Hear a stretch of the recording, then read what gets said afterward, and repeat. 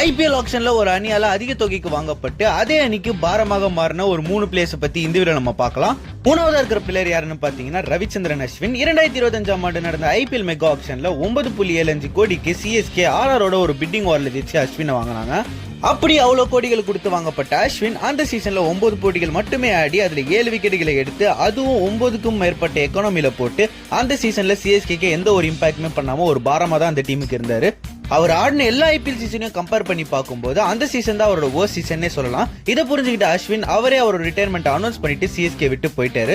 இரண்டாவதா இருக்கிற பிளேயர் யாருன்னு பாத்தீங்கன்னா யுவராஜ் சிங். 2015 ஆண்டு நடந்த ஐபிஎல் ஆக்ஷன்ல டெல்லி அவரை 16 கோடி கொடுத்து வாங்கி அப்போதைக்கு highest ever price for an IPL player என்ற பட்டத்தையும் வாங்கினாரு.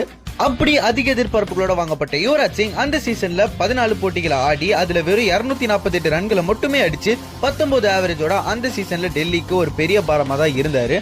இப்படி ஒரு போரான பெர்ஃபார்மன்ஸ் காரணமாக டெல்லி அவரை அடுத்த சீசன்ல ரிலீஸ் பண்ணிட்டாங்க. முதலாவதா இருக்கிற பிளேயர் யாருன்னு பார்க்கறதுக்கு முன்னாடி நான் இப்பதான் இந்த சேனலை புதுசா ஸ்டார்ட் பண்ணிருக்கேன். என்னோட வீடியோவும் கான்டென்ட்டும் உங்களுக்கு ரொம்பவே பிடிச்சிருந்துச்சு, உங்களுக்கு யூஸ்ஃபுல்லா இருந்துச்சுன்னா என் சேனலுக்கு சப்ஸ்கிரைப் பண்ணி சப்போர்ட் பண்ணுங்க. உங்களோட சப்போர்ட் எனக்கு ரொம்ப யூஸ்ஃபுல்லாகவும் ஒரு மோட்டிவேஷனா இருக்கும். ஸோ சப்ஸ்கிரைப் பண்ணி எனக்கு சப்போர்ட் பண்ணுங்க. அண்ட் முதலாவதா இருக்கிற பிளேயர் யாருன்னு பாத்தீங்கன்னா வெங்கடேஷ் ஐயர். 2025 ஆண்டு நடந்த ஐபிஎல் மெகா ஆக்ஷன்ல கேகேஆர் ஆர்சிபியோட போட்டி போட்டு 23.75 கோடி கொடுத்து வெங்கடேஷ் ஐயரை வாங்கினாங்க. கேகேஆர் வெங்கடேஸ்வரோட பேட்டிங் அது மட்டும் இல்லாம அவரோட மேட்ச் வினிங் நாக்ஸ்னு அந்த சீசன்லயும் கப் அடிச்சிடலாம்னு சொல்லிட்டு ஒரு நம்பிக்கையோட இருந்தாங்க. ஆனா அந்த நம்பிக்கை அவங்களுக்கு ஒரு பெரிய ஏமாற்றத்தை தான் தந்தது. அந்த சீசன்ல 11 போட்டிகள் ஆடி அதுல வெறும் 142 ரன்களை மட்டுமே அடிச்சு 23 கோடின்ற அந்த ஒரு தொகையை ஜஸ்டிஃபை பண்ணாத காரணத்தினால கேகேஆர் வெங்கடேஷ் ஐயரை அடுத்த சீசனுக்கான மினி ஆக்ஷன்ல அவர் ரிலீஸ் பண்ணிட்டாங்க. அவ்வளவு நம்பிக்கையோட கேகேஆரால 23 கோடிக்கு வாங்கப்பட்ட வெங்கடேஷ் ஐயர் கேகேஆருக்கு ஒரு பெரிய பாரமா மட்டும்தான் இருந்தாரு.